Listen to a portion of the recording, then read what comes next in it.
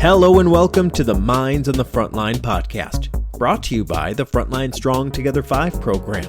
FST5 provides streamlined access to behavioral and mental health services, as well as crisis resources for Michigan's Frontline 5 workers and their families. This includes all professional, part-time, and volunteer firefighters, EMS, law enforcement, corrections officers, and 911 dispatchers in Michigan and their immediate family members. FST5 was collaboratively created by first responders and mental health experts to provide 24/7 live support, effective resources, and cutting-edge services to prevent and alleviate PTSD, anxiety, depression, and other frontline work-related mental and behavioral health challenges. Need help now? If you are a frontline worker in Michigan or an immediate family member experiencing any crisis, work-related, substance abuse, depression, relationships, financial, or any other, reach out by calling 1-833-34-STRONG or go to FST5.org for more information. I'm Jeff Lassers, one of the hosts of the Minds on the Frontline podcast, and I'm a professional firefighter, paramedic, educator, and content creator. Today, my co-host is Mike Waringa, a retired law enforcement officer and co-founder of To the Rescue. Mike Waringa is sitting in for Mike Mattern, our usual co-host, who will return in future episodes. At the time of this recording, on November 22nd, 2024, Michigan had tragically lost 4 frontline workers to suicide in just a few weeks. Heartbreakingly, since then, another first responder has passed away after completing suicide. These devastating events underscore the critical need to address mental and behavioral health within our frontline community. Over the next 2 episodes, we aim to provide both education and support to address these challenges. In this episode, we begin by focusing on understanding grief and laying the foundation for healing. We want to emphasize that the FST5 program is here to help during these difficult times.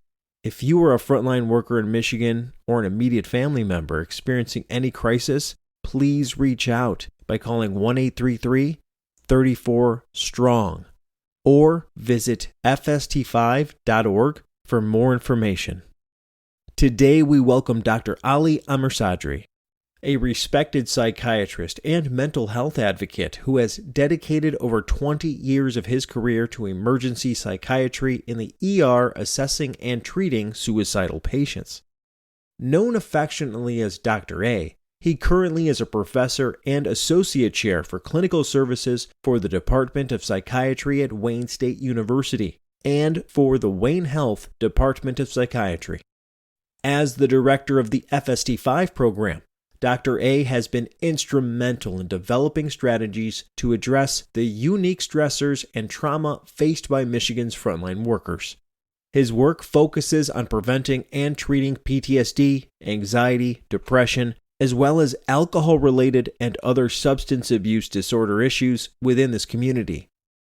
Dr. A's extensive experience in both emergency and general psychiatry enables him to provide a profound understanding of the psychological and physiological impacts of grief and loss.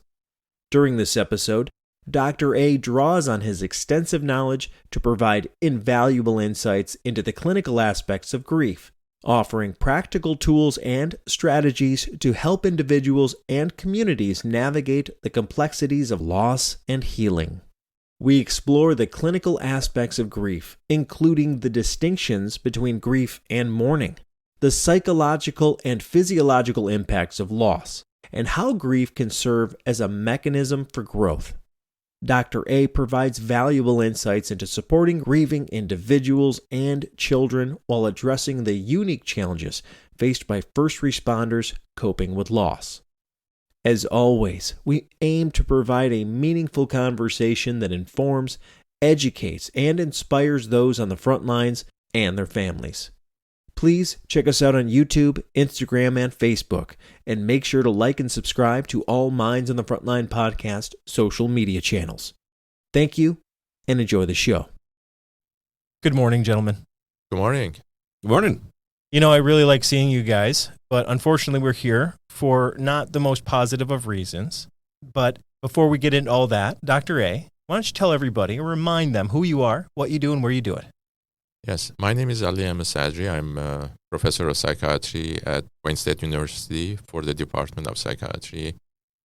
And also, I'm the medical director and PI for the Frontline Strong Together program. And I'm honored to be here and invited to talk about what we are going to talk about, which is the impact of grief in these very hard days for us. Unfortunately, we've seen, I believe, 4 suicides in the last about week and a half. Yeah. And that is specifically frontline workers in Michigan. Yes. That's not a national number. That's not a general public number. And this is an alarming thing that I believe has kept you up at night. Yes, it did keep me up at night for at least 2-3 nights. And I was just struggling with it. Reviewing data shows that in a year, we used to have 3 at the most by 2022 or so. And then all of a sudden, this year, we have 4 suicides. When I say 2 or 3, it was just focusing on the firefighter. And that was very shocking for me to see this trend, which last year we had 7 for the entire year. This year, so far, we have had 7. And we just need to do something to prevent these incidents, which impact not only first responders, but also communities.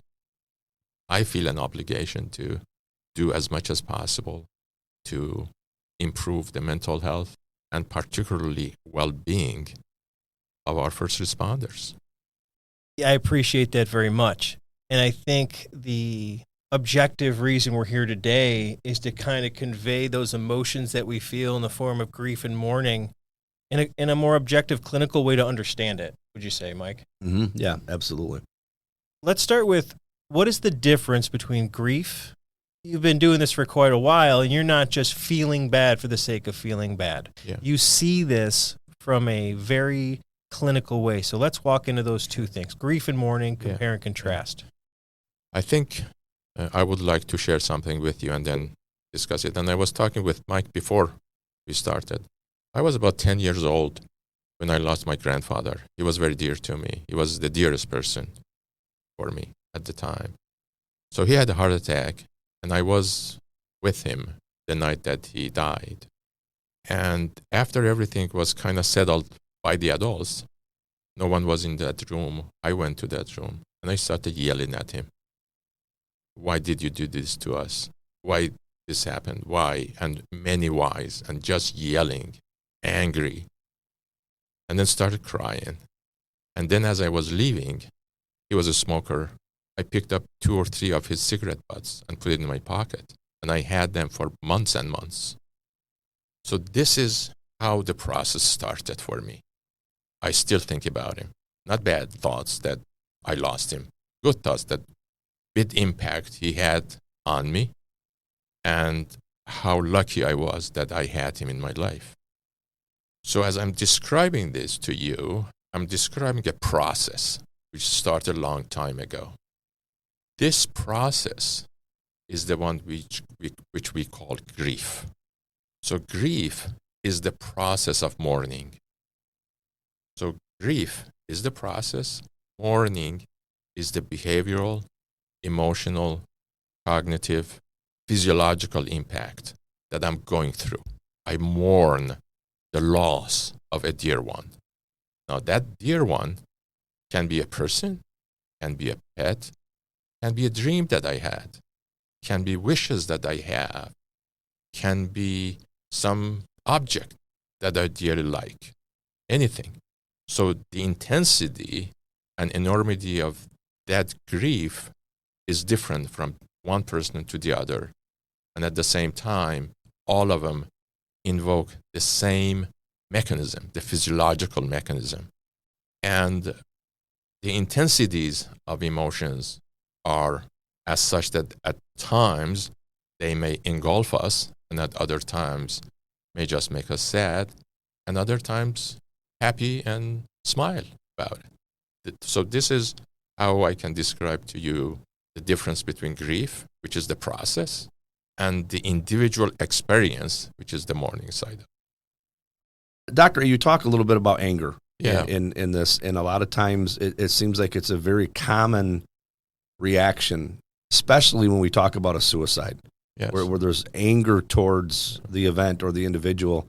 And then how does someone go from working through the anger to then maybe that grief process or that mourning process starts to change to the love of the individual or the love of the loss or the memories of that individual? One of the things that we need to realize is that emotions in general are gifts to us. That gift we need to learn how to use. Some people will stick to a particular negative emotion and they can never let go. But at the same time, they'd forget that this is an alarm that nature has given you to do something about, not to just hold on to it.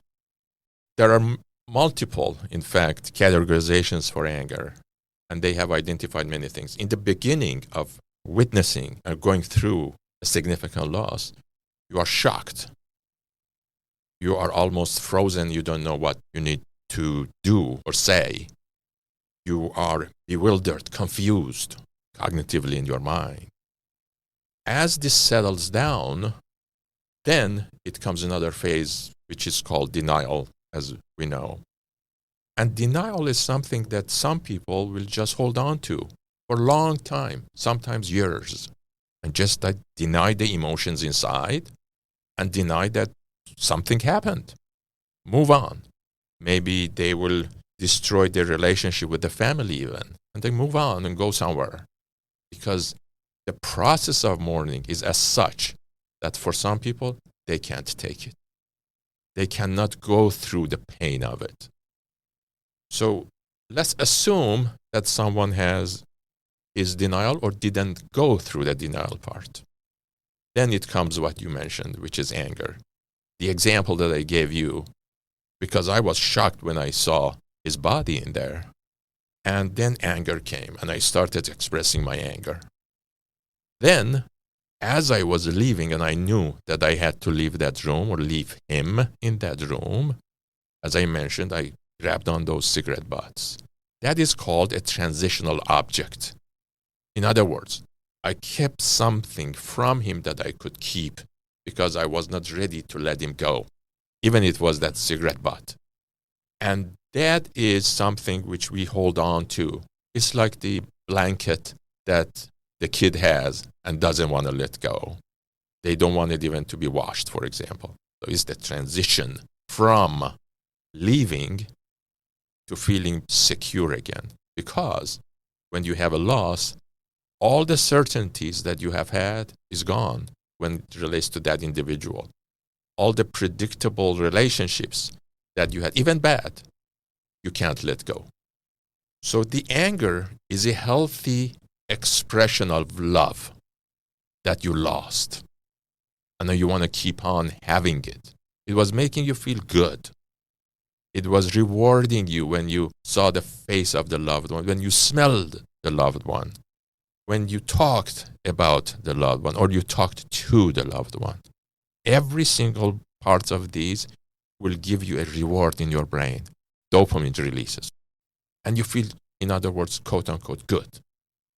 There's a release of a hormone which is called oxytocin, you guys have heard. That is the bonding hormone. So when the loved one is gone, that release is gone. We don't know what we get angry and mad about it. Why did you do this to me? How dare you? Right? Because the brain says, I want this. You can't let him go. So you go through a withdrawal. And that is very, very physiological inside. So many happening. At the time, so many happenings are just going on in our body. And that's why we have those reactions. So the anger is a symptom in saying, well, you got to let go a little bit. You got to distance yourself a little bit. And so on. And some people, they can't let it go. And they stay there. And that's why we call it, they have complicated grief. Right? So the anger is a healthy expression. Some people take the anger to violence and destruction. Some people will project that anger onto others to start blaming others. And that's how it breaks families. And I have seen it so many times. For example, when I'm at the hospital and I see fighting when someone is deceasing or deceased, and sister and brother get into it and all these things. Because both of them are losing the person, but they're blaming the other for whatever it is. And we have seen it many times that families break up after someone is gone. So it's very healthy. I'm sure you have gone through this yourself as well. Oh, absolutely. And you hear that it seems to be a common thought that comes up, and people get angry, and it's just one of the phases they go through, and it seems like it can vary. Sometimes I've heard people say, well, I was angry for a day, and then all of a sudden I started to process kind of what was happening. But the other part of it is anger comes and goes, like other emotions which come and go. So it doesn't mean that you get angry and then it's gone. No, the anger may come in different intensities at other times. The other part is that some people won't go through any of these phases and just face the reality the way it is. So it doesn't mean that everybody goes through these phases, but these phases happen. In other words, grief is not linear. It has dimensions. It is multidimensional. And some people will have a piece of it. Some people will have another piece of it. Some people will have all pieces of it. One of let's call it a version of anger that I've witnessed in frontline workers is the people that didn't know the person that completed suicide. Maybe like they knew of them, or they were somebody local they knew in passing. But there seems to be a commonality of, how could you do that? How could you do that to your family? Yeah. You know what I mean? That's a very common one. So there's like a disappointment. Is that a form of anger? You remember I said, when my grandfather died, I said, how did you do this to me, right? So this is the projection that they do. That's your very close relationship. But the more common version I'm seeing is like, you don't really know the person. You're not connected to them. Yeah. So what it is right now is that they don't know what to do. So when they blame you, they will not feel. In other words, because I can't feel, because I don't want to feel the mourning part, then if I express my anger toward you and say, how did you let this happen? Then I don't feel bad. I don't feel guilty. I don't feel any of the other things. And I'm okay. It's like you've objectively released the blame by doing that. You just project whatever it is onto someone else and you feel good. So it's a self-preservation mechanism. It is a primitive self-preservation mechanism, yes. Yeah, because you got to get through the rest of your day. You hear this news that somebody in my industry locally has completed suicide, and I can either, I guess, my brain has options to think about that, feel bad about it, and be like, how could you do that? And just move along with my day. Remember, we have in most cultures or all cultures, we have a judgmental culture. Yeah. We would like to feel that we are above. And that is very, again, primitive. It is so caste-oriented. The orientations of classifications of things come, which I don't want to talk about at this point in time. Having said that, you put yourself above others and I am so on and so forth, and you are not. Yeah, it happens, and it's very common, in fact. Yeah, maybe a little avoidance, too. Like, I don't have to think about it. Maybe, I don't even feel that way. I just want to avoid feeling that way, so I'm going to put up this wall of and move along. Yeah, because I'm better. Right. So let's get into some of these physiological changes. Well, the physiological changes, we all have heard about stress. We all go through stress. So the start of mourning is very stressful because what the brain wants is predictability. What the brain wants is certainty. So when someone we lose, particularly when it is very sudden, like suicide, the brain is just shocked, as we discussed. What happens? It wants to fight the threat. It wants to bring back the certainty that it had. In other words, an enemy came, has taken away a loved one from you. And what you want to do, you want to fight back. That's how the brain processes it. And because you want to fight back, the stress hormone, all of them go sky high.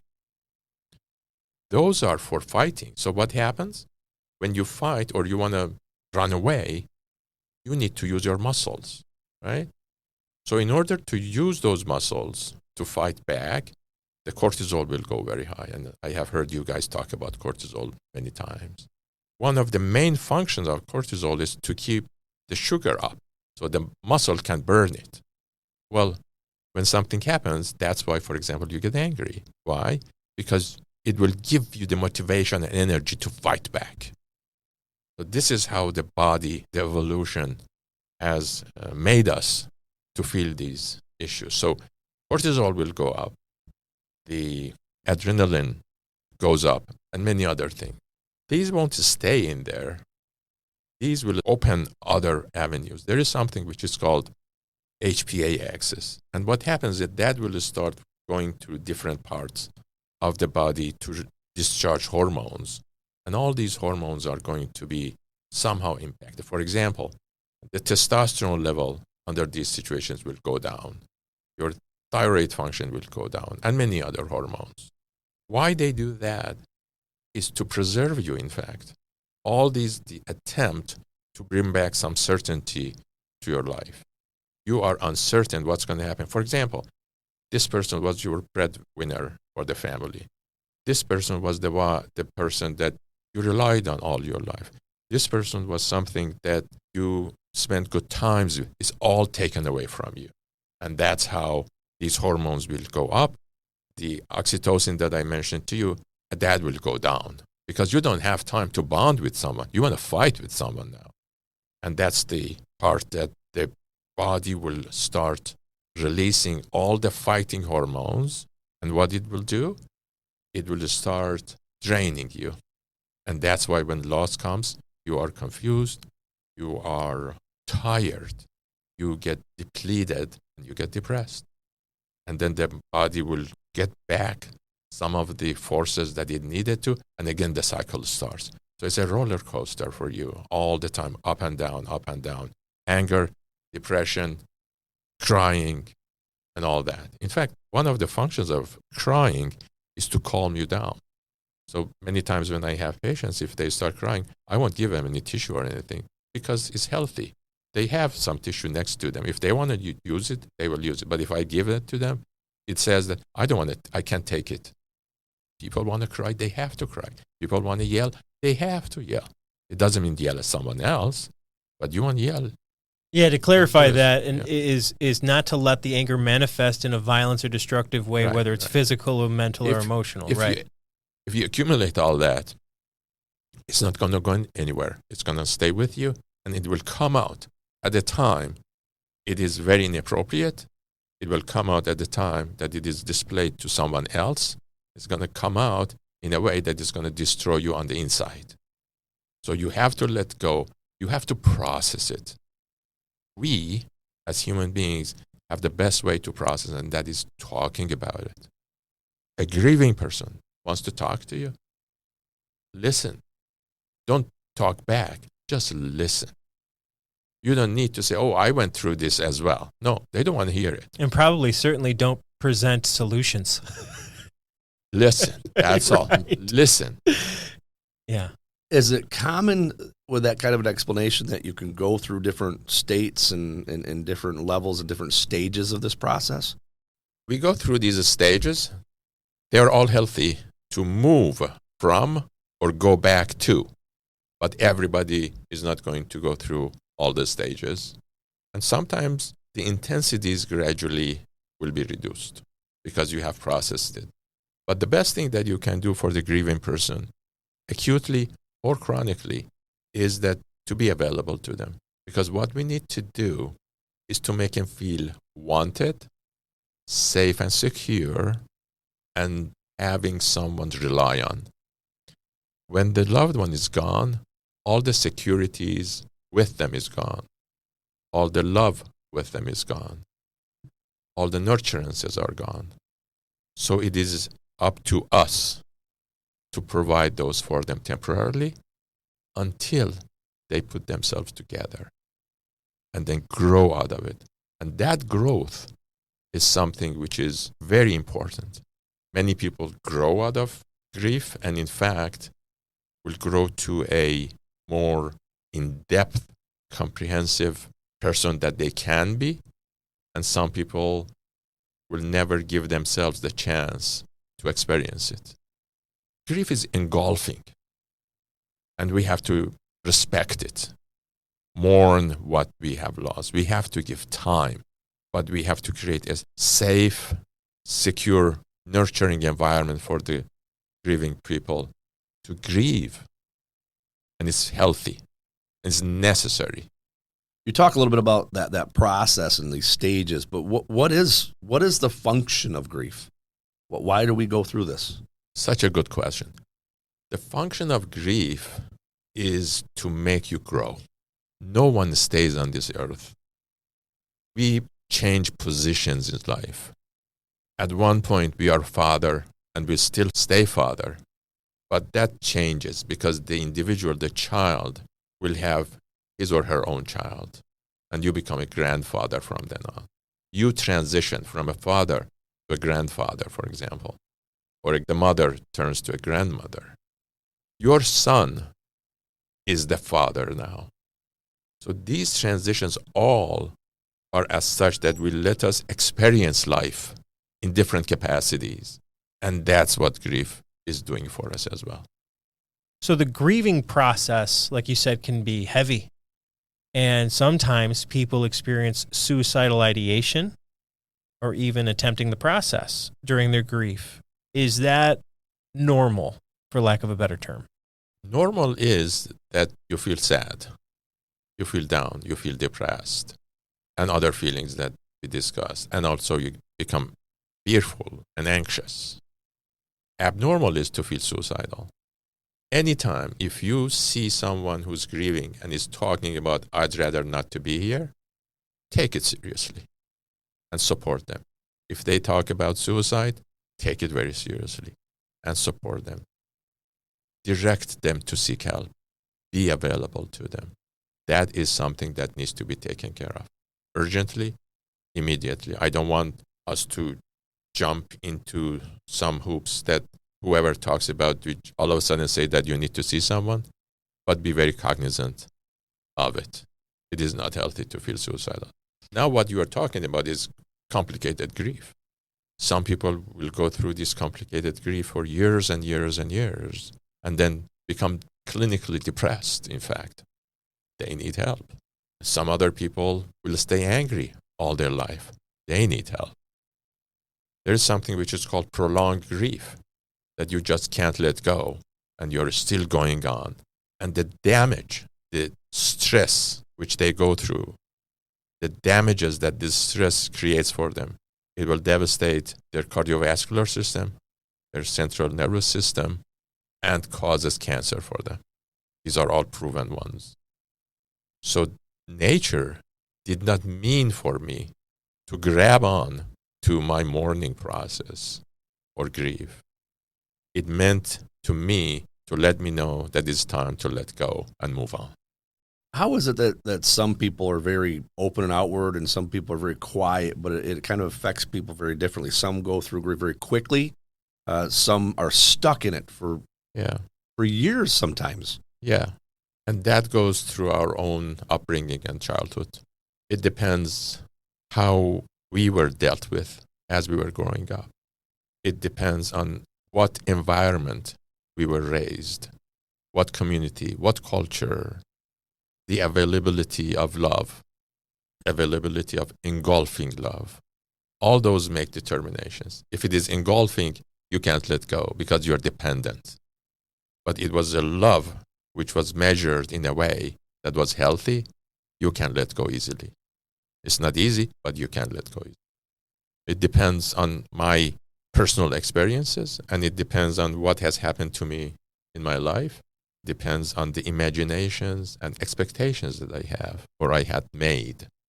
Because we all imagine things, and when loss comes, those imaginations had parts or pieces of them, the presence of that individual.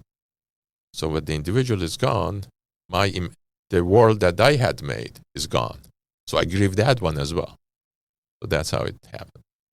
Now, what about the grief that is from, let's say, losing a loved one to natural causes, like a grandfather that naturally passes at a natural time of life versus accident, suicide, that sudden change? Well, and I was thinking about it these nights that I wasn't sleeping, and the best conclusion that the best example was to compare it with a hurricane.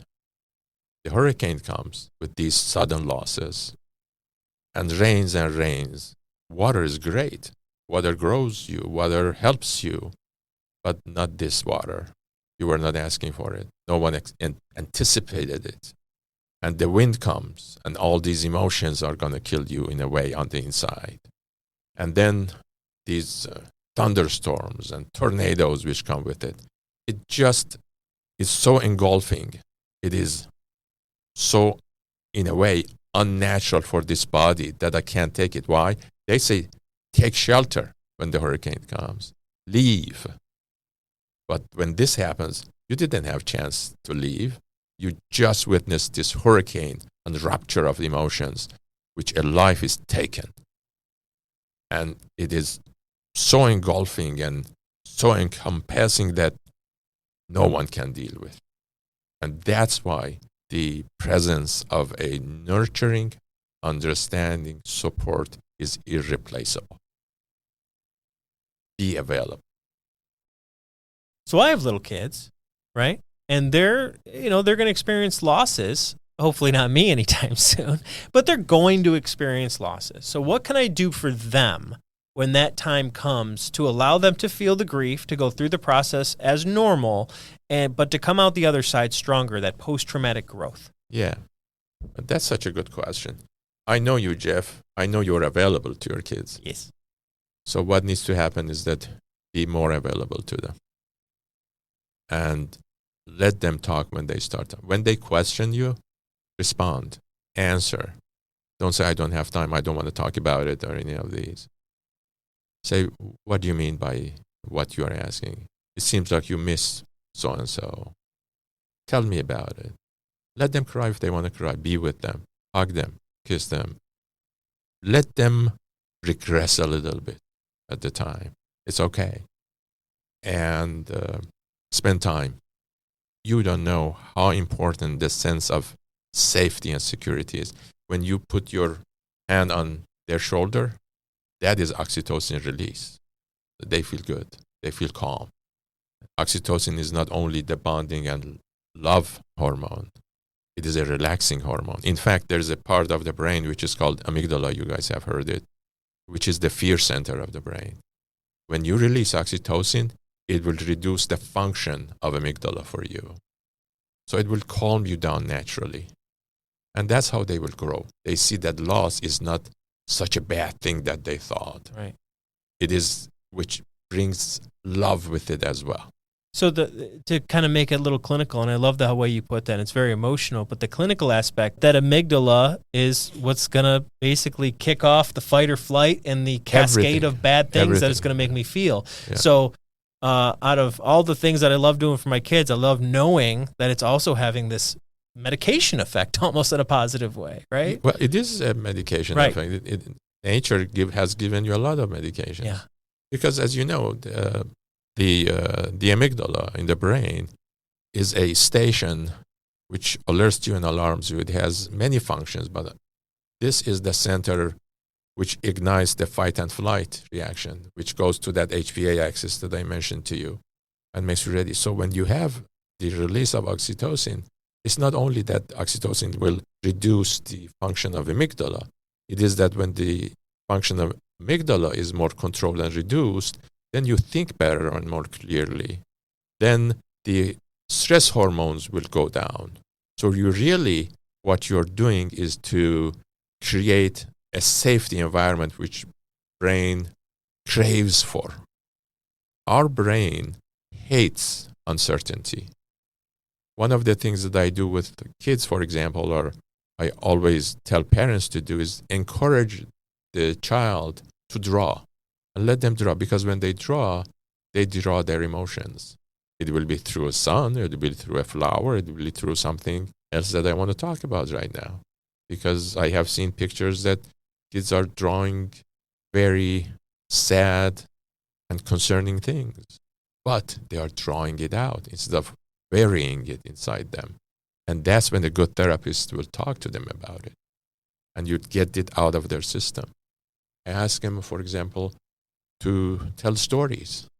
And then they say the stories will be that they are an actor in the scenario that they're making, but they have a different name for themselves. So they talk.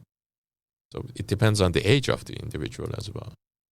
Well, I sure can't thank you enough for your explanation, and I learned a lot on this whole topic for personal life and things that I've gone through. But one thing that I think is very unique when we're talking about working with peers, if we have a corrections officer or a dispatcher or firefighter, EMS, a law enforcement officer who commits suicide, is there anything that you can add to what we've already discussed, and how do we be there for that peer, or what resources or how do we help a peer when you're talking about a helping profession? Yes. We're very good at helping other people. Yes. But when it's a peer, yes. What do we do? Yes. First of all, when suicide happens, it doesn't stay within the family. It impacts the whole community and city probably, and state, in fact. Look, I'm very far, and I haven't been able to sleep for some nights. So what happens is that the impact is everywhere. The friends and the colleagues also go through the loss and the process of grief. They want to mourn as well. The issue is that they need help.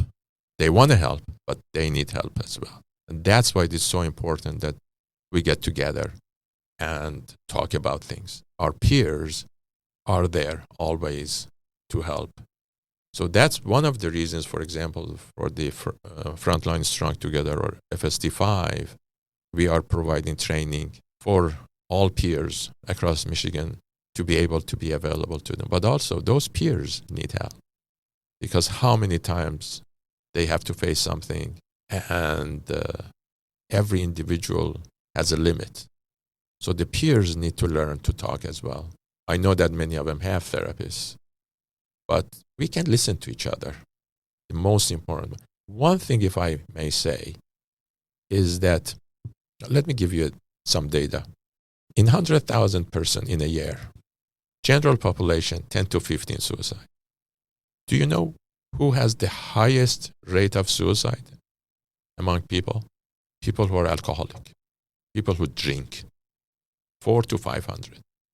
The second place is people who use drugs, 400.